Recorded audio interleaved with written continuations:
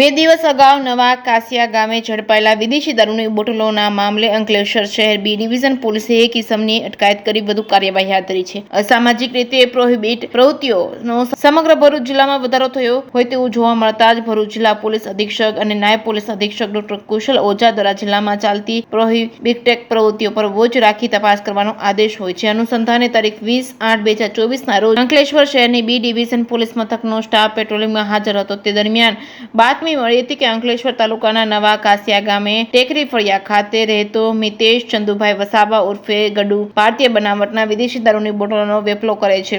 જે બાતમીના આધારે પોલીસે સ્થળ પર પહોંચી તપાસ હાથ ધરતા ઘરના ખૂણામાંથી મળેલા થેલામાંથી ભરેલ ભારતીય બનાવટના વિદેશી દારૂની 180 મિલીની કાચની બોટલો મળી આવી હતી. પરંતુ મિતેશ ચંદુભાઈ વસાવા ઘરે હાજર ન હોય પોલીસે તમામ મુદ્દામાલ કે જેની આશરે કિંમત ₹3800 ને કબજે કરી મિતેશ ચંદુભાઈ વસાવાની શોધખોળ હાથ ધરી હતી. જે ઇસમ ગત રોજ મળી આવતા પોલીસે પ્રોહિબિશનની કલમ હેઠળ અટકાયત કરી આગળની કાર્યવાહી હાથ ધરી છે. જે કેસ ન્યૂઝ ગુજરાતી સાથે કેતન મહેતા, ભરૂચ.